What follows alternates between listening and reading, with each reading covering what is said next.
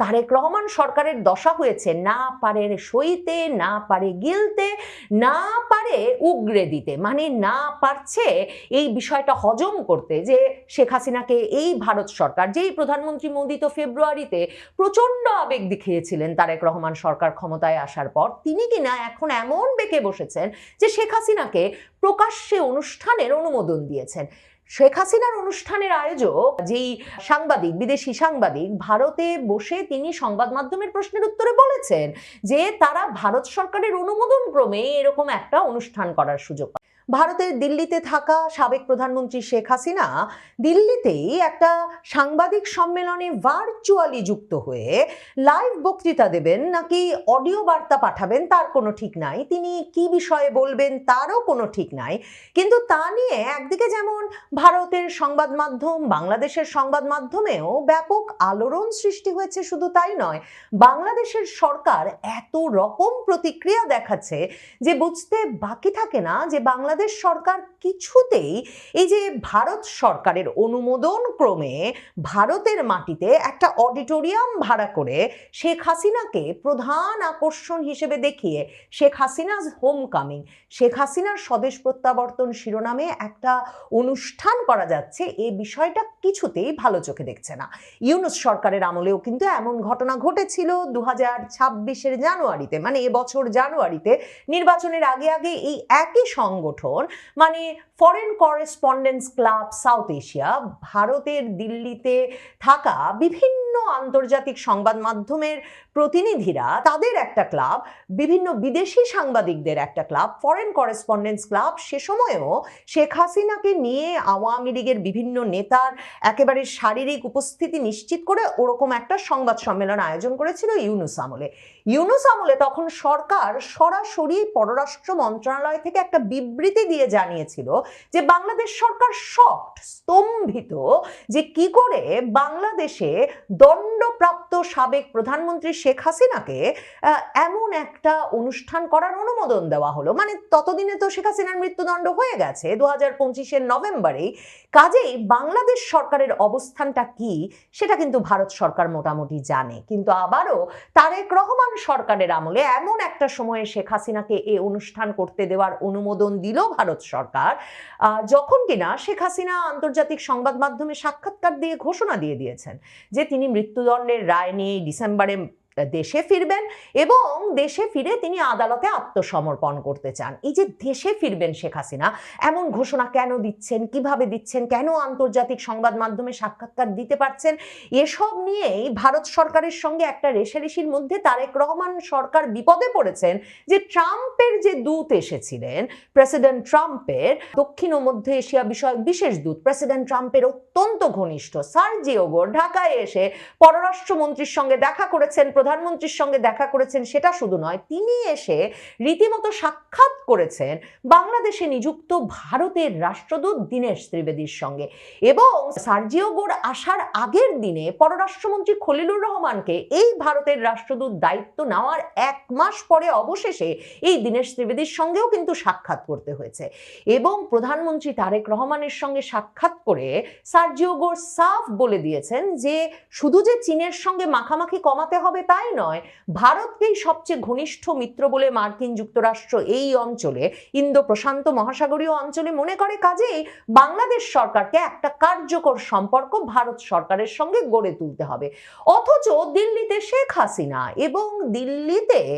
মৃত্যুদণ্ডপ্রাপ্ত শেখ হাসিনাকে প্রত্যর্পণের বিষয়ে ভারত সরকারের কাছ থেকে এখন পর্যন্ত একটা মুখস্থ উত্তর যে ভারত সরকারের সংশ্লিষ্ট ব্যক্তিবর্গ বাংলাদেশ সরকারের শেখ হাসিনাকে প্রত্যর্পণের অনুরোধ খতিয়ে দেখছে, এই মুখস্থ একটা মাত্র কথা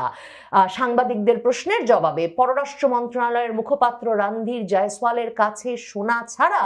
বাংলাদেশ সরকারকে আনুষ্ঠানিকভাবে কখনো কোনো জবাব বা কতটুকু অগ্রগতি হয়েছে খতিয়ে দেখার আদৌ ভারত সরকারের কোনো ইন্টেনশন আছে কিনা, মানে কোনো ইচ্ছা আছে কিনা শেখ হাসিনাকে বাংলাদেশে ফিরিয়ে দেওয়ার, এ বিষয়ে ভারত সরকারের কেউ একেবারে মুখ খোলে নাই। কারণ ভারত সরকারের সাফ সাফ কথা, শেখ হাসিনা ভারতে আছেন, তিনি বাংলাদেশ সরকারের অনুরোধে বাংলাদেশের রাষ্ট্রীয় বিমানে চেপে মানে সামরিক বিমানে চেপে ভারত গেছেন এবং ভারত সরকার তার প্রাণের হুমকি আছে বলে তাকে যখন ভারতে থাকার ব্যবস্থা করে দিয়েছিল তখন ভারত সরকার তাকে দণ্ডপ্রাপ্ত একজন আসামি হিসেবে গ্রহণ করেন নাই, বরং বাংলাদেশ সরকারের অনুরোধে গ্রহণ করেছেন। কাজেই এই মুহূর্তে শেখ হাসিনার বিষয় মীমাংসা না হলে তারেক রহমান সরকারও ভারত সরকারের সঙ্গে কোনো কথা বলবেন না বা সম্পর্কটাকে ওই জায়গায় আটকে রাখতে হবে। এই রকম পরিস্থিতি হলে সম্পর্কটা কোথাও এগোবে না। শেখ হাসিনা প্রসঙ্গ নিয়ে ভারত সরকার কিছুতেই তারেক রহমান সরকার বা বাংলাদেশের কোনো সরকারের সঙ্গে আলোচনার শুরুটা করতে চায় না। তাদের অবস্থান ওই এক যে তারা মনে করে বাংলাদেশে অন্তর্ভুক্তিমূলক রাজনীতির ব্যবস্থা করতে হবে। তারা মনে করে যে বাংলাদেশে আওয়ামী লীগের ওপর থেকে রাজনৈতিক কার্যক্রমে যে নিষেধাজ্ঞা আছে সেটা তুলে নিতে হবে এবং বাংলাদেশের সরকারের একটা নিজস্ব উদ্যোগ থাকতে হবে যে শেখ হাসিনার প্রসঙ্গটাকে পাশে সরিয়ে রেখেও তারা ভারত সরকারের সঙ্গে একটা মৈত্রীর সম্পর্ক গড়ে তুলতে পারে এবং সার্জিও গোরের তরফেও সেই উপদেশ আর পরামর্শই দিয়ে যাওয়া হয়েছে। কাজেই এখন তারেক রহমান সরকারের দশা হয়েছে না পারে সইতে, না পারে গিলতে, না পারে উগরে দিতে, মানে না পারছে এই বিষয়টা হজম করতে যে শেখ হাসিনাকে এই ভারত সরকার, যেই প্রধানমন্ত্রী মোদী তো ফেব্রুয়ারিতে প্রচন্ড আবেগ দেখিয়েছিলেন তারেক রহমান সরকার ক্ষমতায় আসার পর, তিনি কিনা এখন এমন বেঁকে বসেছেন যে শেখ হাসিনাকে প্রকাশ্যে অনুষ্ঠানের অনুমোদন দিয়েছেন। শেখ হাসিনার অনুষ্ঠানের আয়োজক যেই সাংবাদিক, বিদেশি সাংবাদিক, ভারতে বসে তিনি সংবাদ মাধ্যমের প্রশ্নের উত্তরে বলেছেন যে তারা ভারত সরকারের অনুমোদন ক্রমে এরকম একটা অনুষ্ঠান করার সুযোগ পাচ্ছেন। আর দেখেন ভারত সরকার কি উত্তরটা দিয়েছে, সেটা হচ্ছে সবচেয়ে তাৎপর্যপূর্ণ। বুঝতে কোনো অসুবিধা হয় না ওই উত্তরটা শুনলে যে ভারত সরকার আদৌ তারেক রহমান সরকারের এ বিষয়ে কোনো উদ্বেগ নিয়ে একেবারেই মানে কর্ণপাত করতেই রাজি না। কারণ যেই ভারত সরকার সাধারণত মুখস্থ উত্তর দেন এই যে পররাষ্ট্র মন্ত্রণালয়ের মুখপাত্র রণধীর জয়সওয়ালের মাধ্যমে, এমনকি তারেক রহমানের কি আসলে ভারতে যাওয়ার আমন্ত্রণ গেছে বা ভারত সরকারের পক্ষ থেকে, তাকে কি সেখানে প্রধানমন্ত্রী লেখা হয়েছে নাকি বিমস্টেক সভাপতি লেখা হয়েছে থেকে শুরু করে কোনো বিষয়ে এই রণধীর জয়সওয়াল উত্তর দিতে চান না। সাধারণত ওই যে পররাষ্ট্র মন্ত্রণালয়ের তাদের যে নিয়মিত ব্রিফিং, সেখানে রণধীর জয়সওয়াল এ ধরনের উত্তর দেন, আমি আপনাদের পরে জেনে জানাবো, এ বিষয়তে আমার তেমন জানা নেই, আগামীতে আপনাদের আরো বেশি তথ্য পেলে জানাবো, আর প্রত্যর্পণ বিষয়ে বলেন খতিয়ে দেখছে খতিয়ে দেখছে খতিয়ে দেখছে। অথচ যখন ভারতের পররাষ্ট্র মন্ত্রণালয়ের সংবাদ ব্রিফিংয়ে মুখপাত্র রণধীর জয়সওয়ালকে সাংবাদিকেরা শেখ হাসিনার দিল্লিতে অনুষ্ঠানটি প্রসঙ্গে জিজ্ঞেস করলেন, রণধীর জয়সওয়াল বললেন শেখ হাসিনার অনুষ্ঠানের সঙ্গে তো ভারত সরকারের কোনো সম্পর্ক নেই। এই যে শেখ হাসিনার দিল্লিতে বেসরকারি একটা মঞ্চে যুক্ত হয়ে কথা বলা বা সেখানে কোনো রকম মনোভাব প্রকাশ, সেটার সঙ্গে ভারত সরকারের কোনো সংস্রব নেই। ওই জাতীয় ঘটনার সঙ্গে, মানে তিনি হিন্দিতে বলছেন, ভারত সরকারের কোনো লেনা দেনাও নেই। দিল্লিতে বুধবার যে অনুষ্ঠানটা হবে শেখ হাসিনার বক্তব্যকে ঘিরে, সে বিষয়ে ভারত সরকারের বক্তব্য এটাই। তার মানে ভারত সরকার সাফ সাফ জানিয়ে দিতে চেয়েছে তারা জানে বাংলাদেশের পররাষ্ট্র মন্ত্রণালয়, বাংলাদেশের সরকার, তারেক রহমান সরকারের রীতিমতো আপত্তি, উদ্বেগ আছে শেখ হাসিনার এই অনুষ্ঠানটা নিয়ে, এবং ভারত সরকার চেয়েছে তারা এই মতামতটাও প্রকাশ্যে জানিয়ে দেবে যে তাদের তো কোনো কিছু করার নাই এই প্রসঙ্গে। তার মানে এরকম বেসরকারি সংগঠনের উদ্যোগে অনুষ্ঠিত হলে শেখ হাসিনা প্রায়ই বা যখনই তিনি চাইবেন তখনই তিনি চাইলেই বক্তৃতা দিতে পারেন, অডিও বার্তা পাঠাতে পারেন, লাইভেও যুক্ত হতে পারেন। এ বিষয়েও তার মানে ভারত সরকারের কোনো সম্পর্ক নেই, সংস্রব নেই, বাধা নেই, লেনা দেনাও নেই। ভারত সরকারের নাকি বক্তব্য এটাই। এখান থেকে এটা পরিষ্কার যে ভারত সরকারের কাছ থেকে এ বার্তা পরিষ্কার যে শেখ হাসিনা যেমন চাইলেই আন্তর্জাতিক সংবাদ মাধ্যমকে ডেকে, ভারতীয় সংবাদ মাধ্যমকে ডেকে বা ইমেল করে যখন তখন সাক্ষাৎকার দিতে পারছেন, তার মানে শেখ হাসিনা চাইলেই যখন তখন যে কোনো অনুষ্ঠানে যুক্ত হয়ে অথবা অডিও বার্তা পাঠিয়ে সেই অনুষ্ঠানে অংশগ্রহণ করতে পারেন। ভারত সরকার এমন একটা অবস্থান নিল এমন পরিস্থিতিতে যখন ঢাকায় কিন্তু তারেক রহমানের অত্যন্ত ঘনিষ্ঠ তারেক রহমানের পররাষ্ট্র উপদেষ্টা হুমায়ুন কবির, তিনি আবার সাক্ষাৎ করেছিলেন বাংলাদেশে নিযুক্ত ভারতের রাষ্ট্রদূত দীনেশ ত্রিবেদীর সঙ্গে, এবং সেই সাক্ষাতে হুমায়ুন কবির স্পষ্ট বলেছেন যে ভারত সরকার যেন দেখে শেখ হাসিনা যেন কোনো রাজনৈতিক বক্তব্য দিতে না পারেন এ ধরনের অনুষ্ঠানের মাধ্যমে। মানে সরকারের পরিস্থিতিটা এখন এরকম, শেখ হাসিনা বক্তব্য দেবেন কিন্তু অন্তত যাতে মানে ভারত সরকার এটুকু দেখেন যে তিনি রাজনৈতিক বক্তব্য দেবেন না। এখন শেখ হাসিনা একটা রাজনৈতিক ব্যক্তিত্ব, তিনি ভালো আছেন না মন্দ আছেন, কিংবা তিনি যে একটা স্বাধীন মানুষের মতো অডিও বার্তা পাঠিয়ে দিতে পারেন বা লাইভে যুক্ত হতে পারেন, সেটাও তো রাজনৈতিক বক্তব্য বটে। তিনি একটা বাংলাদেশের নাগরিক, তিনি বলছেন তিনি দেশে ফিরতে চান, তিনি আদালতে আত্মসমর্পণ করতে চান, তো এখন সরকারের কাছে সেটাও তো রাজনৈতিক বক্তব্য বটে। তিনি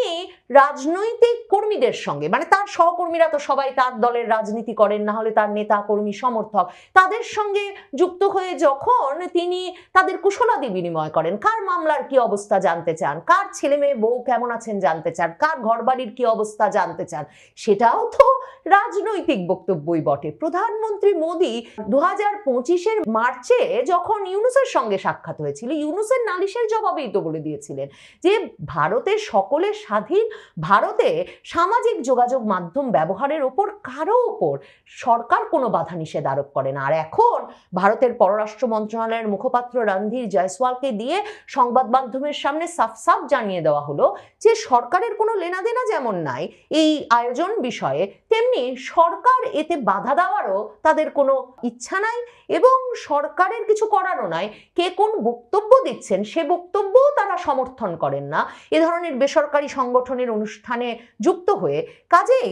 রণধীর জয়সওয়াল বলছেন যে এ ধরনের অনুষ্ঠানের সাথে তাদের যেমন হিন্দিতে বলছেন কোনো লেনাদেনাও নাই, তেমনি এই ধরনের বক্তব্যের সঙ্গে তাদের কোনো রিশতাও নাই, মানে কোনো সম্পর্কও নাই। আর ওইদিকে দেখেন বিএনপি হচ্ছে সেই দল যে দলের নেতা বাংলাদেশে সেনাবাহিনীর কাছে আর কখনো রাজনৈতিক কর্মকাণ্ডে অংশ নেবেন না এই মুচলেকা দিয়ে দেশি বিদেশি এক রকমের দর কষাকষিতে শেষ পর্যন্ত যুক্তরাজ্যে গিয়ে রাজনৈতিক আশ্রয় পেয়েছিলেন। 17 বছর সে দেশে নির্বাসনে ছিলেন, এবং কদিন আগেও সালাউদ্দিন আহমেদ প্রধানমন্ত্রী তারেক রহমানকে মঞ্চে বসিয়েই বলেছেন ভাগ্যিস তিনি শিলংয়ে আর তারেক রহমান লন্ডনে এত দীর্ঘ সময় নির্বাসনে ছিলেন, তার জন্যই নাকি তারা এমনভাবে আন্দোলন সংগঠিত করতে পেরেছিলেন যে 5ই আগস্ট ঘটাতে পেরেছিলেন। সেই তারেক রহমান 17 বছর ধরে অনলাইনে যুক্ত হয়ে যেমন দলীয় নেতা কর্মী সমর্থকদের উদ্দেশ্যে নিয়মিত বক্তব্য দিয়েছেন, দলীয় ফোরামে বক্তব্য দিয়েছেন, রীতিমতো স্থায়ী কমিটির সভা পরিচালনা করেছেন, তেমনি আওয়ামী লীগ আমলেও নয়াপল্টনের জনসভার সঙ্গে পর্যন্ত সংযুক্ত হয়ে ভার্চুয়ালি বক্তব্য দিয়েছেন হাজার হাজার মানুষের সমাবেশে। ঢাকায়, চট্টগ্রামে, খুলনায় 2023 সালের নভেম্বরেও যে বড় সমাবেশ করছিল বিএনপি, সেগুলোর প্রত্যেকটিতে তারেক রহমান কিন্তু ভার্চুয়ালি যুক্ত ছিলেন। এহেন বিএনপি, এহেন তারেক রহমান ঠিক কোন যুক্তিতে নির্বাসিত রাজনৈতিক নেতার প্রকাশ্য সভায় কিংবা দলীয় ফোরামে অনলাইনে যুক্ত হয়ে বক্তব্য রাখার বিরুদ্ধে কথা বলছেন, সে প্রশ্ন নিশ্চয়ই তোলা যেতে পারে। তবে ভারত সরকার আপাতত বিএনপি সরকারের, তারেক রহমান সরকারের এ বিষয়ে আপত্তি আর প্রশ্নের যে আর জবাব দেবেন না, তার নমুনা হচ্ছে রণধীর জয়সওয়ালের এ কথা বলা যে ভারত সরকারের বক্তব্য একটাই, শেখ হাসিনার সভার সঙ্গে তাদের কোনো সম্পর্ক নেই।